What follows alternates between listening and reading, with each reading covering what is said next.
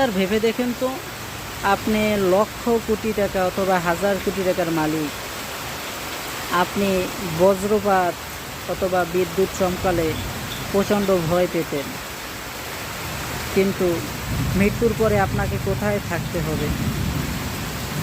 আকাশে যতই বিদ্যুৎ চমকাক না কেন অথবা তীব্র তাপদাহ বয়ে যাক না কেন, তখন কিন্তু আপনাকে রক্ষা করার কেউ থাকবে না। এই 3.5 হাত মাটির নিচে যখন আপনাকে রেখে আসবে, তখন আপনার আমলনামা, আপনার সব কিছু ক্লোজ হয়ে যাবে। তাই দুনিয়ায় থাকতে আমরা অহংকার মুক্ত জীবন গড়ার চেষ্টা করি এবং আল্লাহর দিন ইসলাম মেনে চলে জীবনকে সেভাবে প্রতিষ্ঠিত করার চেষ্টা করি। এখানে আপনার ঘূর্ণিঝড় রেমালে প্রায় কোমর পর্যন্ত পানি উঠেছিল, আমাদের ওই মসজিদের ভিতরে পানি জমেছিল, কিন্তু কেউ তখন কিন্তু রক্ষা করতে আসেনি কেউ।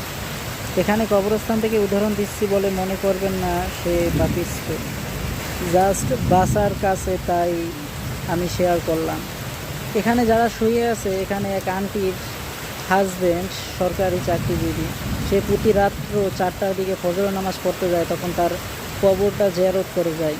তাহলে আন্টি কতটা সৌভাগ্যবান মরার পরে যে তার হাজব্যান্ড প্রতি ওয়াক্তে তার স্বামীর কাছ থেকে এখানে দোয়া পাচ্ছে। তাই এভাবেই জীবন গড়ার চেষ্টা করুন।